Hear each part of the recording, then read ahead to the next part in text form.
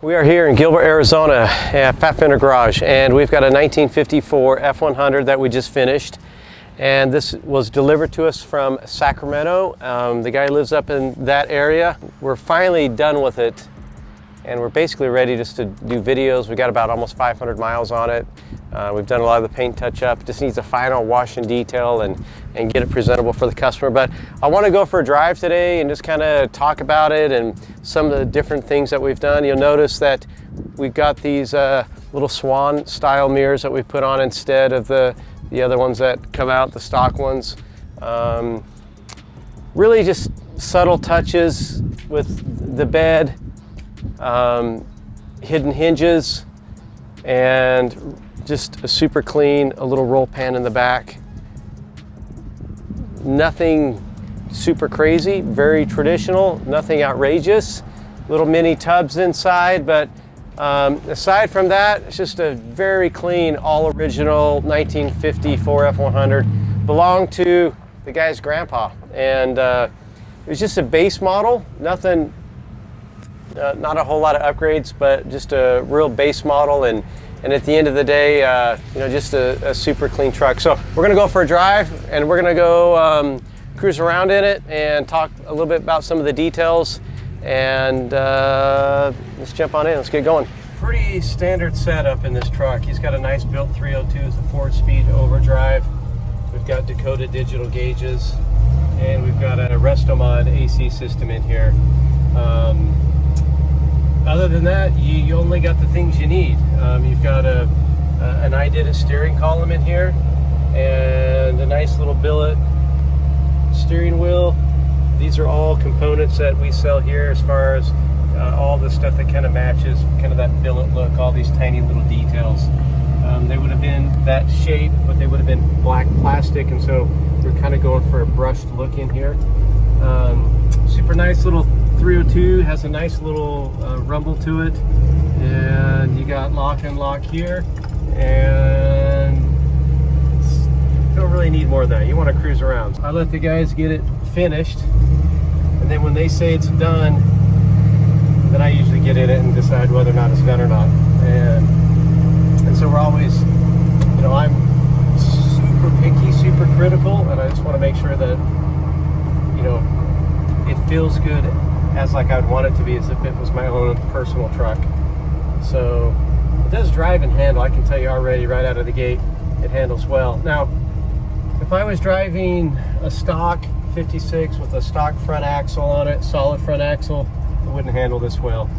And you've got those power steering conversion kits that do help. But the problem is you're always running off a pitman arm and down to a box, and that's never going to be as good as having a power steering rack and axle. And so here with this chassis we're driving on, it's a TCI chassis that the customer purchased. So you've got independent front suspension, you've got a 4-link rear end, you've got a power steering rack and axle, and at that point, you're riding on coilovers, and you can adjust those for comfort, but it's always going to be a little bit more of a stiffer ride because it's a little bit of a performance type suspension. The other part that makes it a little more of a hard bump or drive is going to be like the low profile tires. So if I'm driving a 4-wheel drive vehicle with big thick sidewalls, it's going to be a little more comfortable. But this is like driving more of a sports car, so which is kind of what you want. You want that aggressive performance driving machine when you're driving a cool 2-wheel drive short bed pickup truck, and you don't want to have this floating thing that you feel like is just like an old Cadillac or something like that.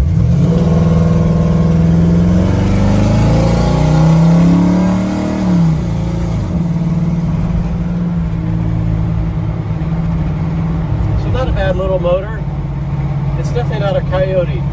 Coyote would have been already at the next mile by now.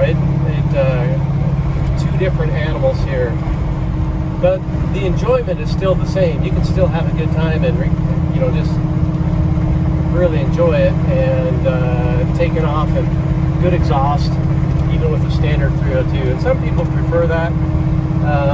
I, for instance, prefer the Coyote. I do like the fuel injection. I do like to get in it and have things just start right up rather than pump the gas and worry if I've driven it enough that my carburetor's not going to get all mucked up and everything. These gauges are the HDX gauge by Dakota Digital. You can usually tell by the little heads-up display, or the little display right there.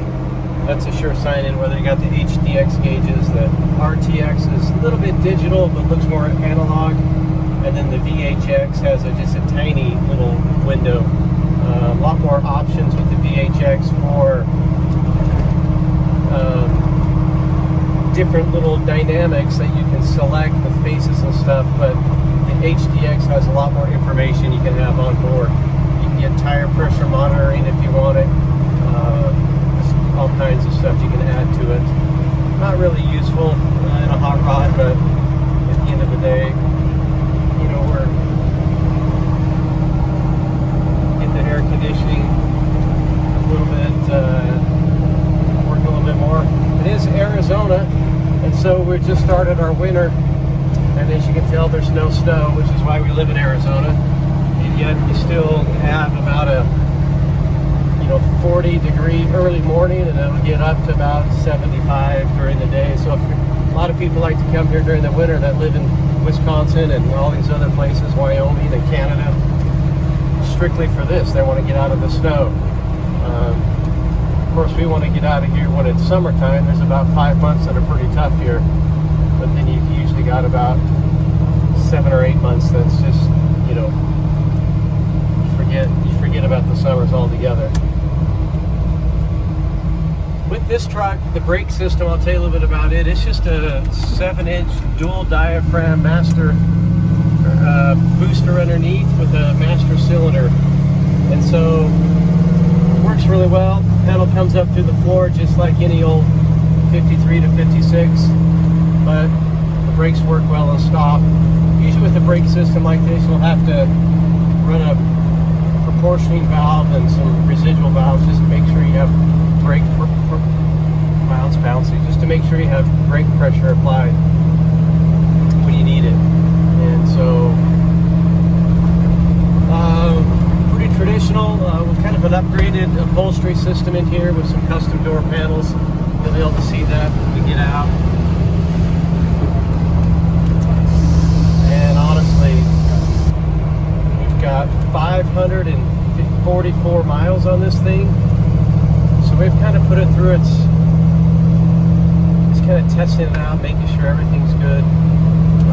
We want the customer to feel like when he gets it, he can just get in and drive it, not have a bunch of little issues that pop up, which honestly is pretty common.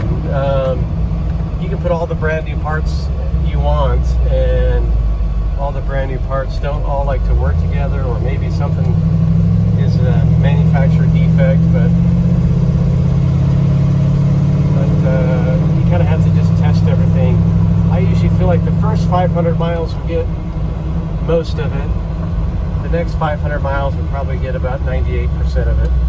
And I'm pretty comfortable with our shop that if we can get at least 500 miles on it, the customer should be pretty happy without coming across a lot of issues. With the iDid steering column, you definitely get, your blinkers are going to cancel. It's going to feel tight. You can tell, like it's pretty responsive. Now a lot of that can come down to feeling too responsive. So if you have a truck and you've purchased like a Ford T-Bird rack or something like that, they kind of like to operate about below 1,000 PSI. And sometimes a lot of these power steering pumps will operate a little more at 1,200 PSI. And so you sometimes have to regulate the power steering down a little bit, choke it down so it's not sending so much pressure. Now you can send your power steering pump out and have it, revalve so it's not putting so much pressure on the pump by choking it down, but a lot of guys just go for the easy fix and change the the diaphragm down so it's smaller and doesn't send as much fluid, because you can have it be too responsive and feel like you just barely move it and it's in the other lane. But this truck rides pretty nice. Some of these people will put such big, fat, low-profile tires in the front that any little groove in the road, it feels like it just wants to track there. So I don't like to go too wide in the front. Usually like a 245, or at the biggest like a 255 in the front would be about as wide as I like to get. I still like it to be able to drive well and handle well, but definitely don't like the front tires hunting every little groove that it comes across. Usually about a 35 is about as low profile as I like to get on a front or back tire. Usually a 40, 45 is a little more ideal, a little bit more comfortable ride. But this guy's got, I think he's got like maybe 18s or 20s, 18, 20 stagger set on this, so it gets a little bit more of a rake. It's definitely kind of a older school way of doing things. I personally like to run 20s all the way around, but to each his own. I don't think it's necessarily right or wrong one way or the other, just a personal preference. You can kind of check out these little sun visor clips we've built and designed. You know, you like to be able to have this here, but this isn't something that was stock. We actually, something we sell on our website, that we add these little dowels on the end of it, and then we have these 3D printed clips. So as you take off, these don't come back and hit you in the head, and sometimes they can be a problem, a little bit annoying more than anything. And then oftentimes you'll notice that these don't stay up, and so usually that just comes where this rod is just a little too loose, and you kind of have to bow that rod just a little bit to make sure it's got tension inside there. Those are just some of the little tricks we come across. But otherwise, pretty cool little truck. I drive this thing anywhere at this point. It seems to be running pretty good. I can tell there's a couple little things that need to be addressed. Sounds like there might be a little exhaust leak that I want to check out, but it really is riding pretty nice.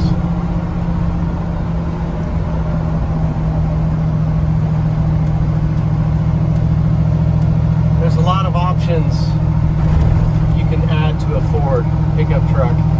I'd say the 53 to 56 is kind of the quintessential truck of trucks that people are fixing up. It's kind of the hot rod of hot rods, with the 56 being the hot rodded truck of all time, in my opinion, between Ford or Chevy. It's just had the look.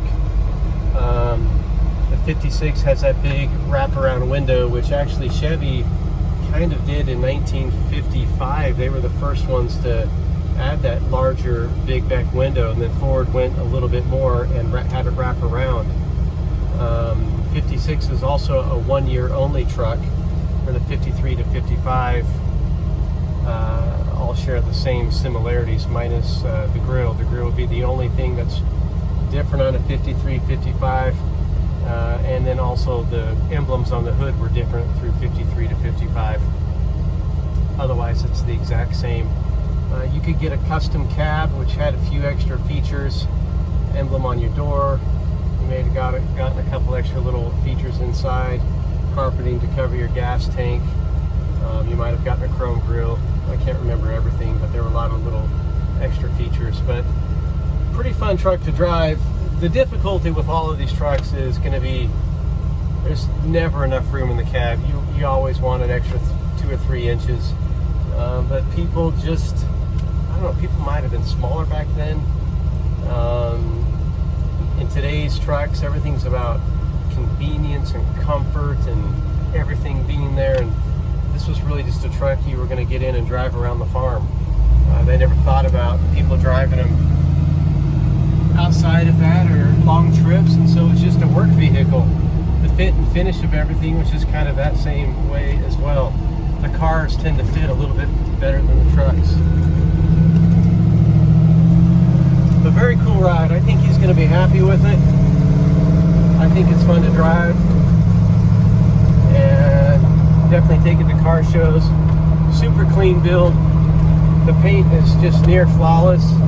It's really an attractive red. I'm not a red guy, and so anytime somebody says they want red, I'm like, oh man, it's hard for me to pick a red. I don't like things too orange, but this is a cool red. The truck actually was red from the factory, and so when the customer came by and dropped it off, I was checking it out. We could see some of the red, so he wanted to go back to red, but gave us kind of the liberty to pick a good red. The truck also only had a door unlock on the passenger side, and it only had a sun visor on the driver's side.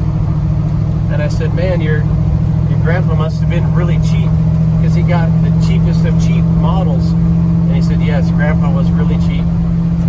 He saved his money and didn't spend it at all, but I'm sure he's excited to see his truck still around and it's been completely restored. And I hope it lasts in the family a super long time. And this honestly is really what it's all about. The stories that come with these trucks, and sometimes it's just a memory. The grandpa had a truck, or it was something that their dad had, or it's just a memory, or they just fell in love with it as a kid.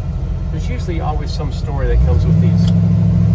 Something that sparks that vintage feeling inside them, and it's just nostalgic, the good old days for whatever it is, and people just don't want to let go of that. They want to cling to it and those good memories, and so they're willing to spend some money to keep that alive and part of their family and family's history, especially if they've had something like this truck the family's owned since in 1954.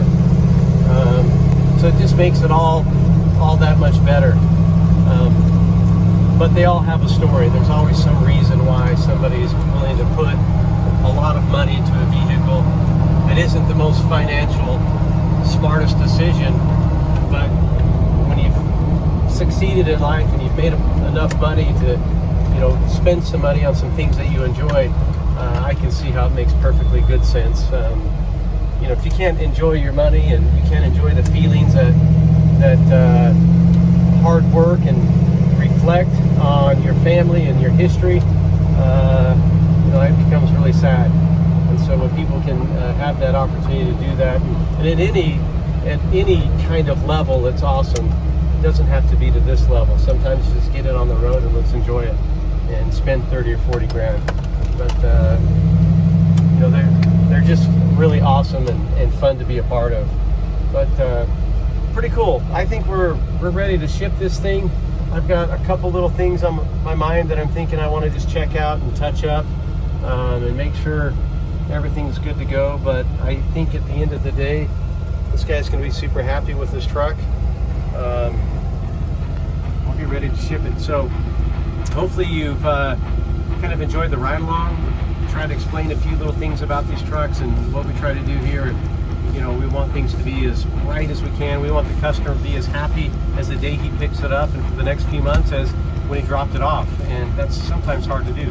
Expectations, finances, and all that thing can make it tough. But we're trying to get better at all that we do as well. And we've had some deliveries that haven't always gone as planned and had hoped. And so we try and improve that process all the time. So we'll keep driving this for maybe another 20, 30 miles. And I'd like to get this shipped out here in the next few days, but I think it's ready to go. So very cool truck. Hopefully you like it and enjoyed it, and follow us along for the next ride along. We've got a 1976 Ford F100. We're going to do a ride along here shortly that is bad to the bone, unique. So with that, stay tuned. Make sure you comment below if you have any questions, and if you hit the subscribe button, follow along. We've got all kinds of stuff about hot rodding your pickup truck or your Bronco. Thanks.